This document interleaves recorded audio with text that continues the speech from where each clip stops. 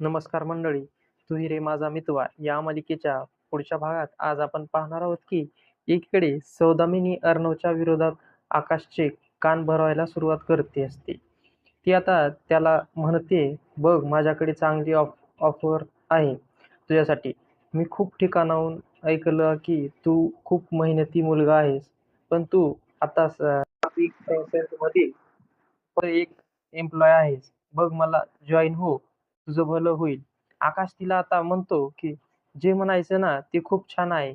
म्हणजे बघा ना, मी तिथे एम्प्लॉय तर आहे, पण तुम्ही जे काही फूट पाडायचं काम करताय ना, ते सहज येऊ नका.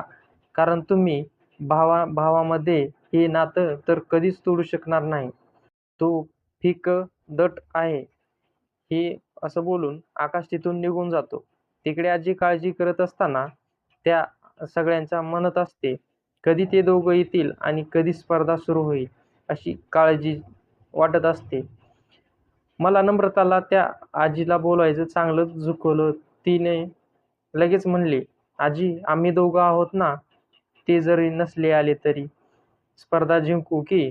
तिकडे आता उदयकांत आणि वल्लरी हॉटेल मालकाला बंदुकीची भीती दाखवून गप्प बसून हॉटेलच्या बाहेर हाकलतात आणि आता हॉटेल मालकाने सुद्धा हॉटेल सोडून पळ काढला आहे. आता जिन्यानी वर जात असताना वल्लरीच्या हाताला रक्ताचे डाग लागतात.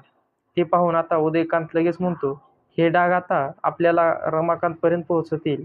आता हे लवकरच रमाकांतपर्यंत पोहोचतील. पण ईश्वरी अर्णवला म्हणत असते, अजून तरी काही माहिती नाहीये. पण जर तुम्हाला अशा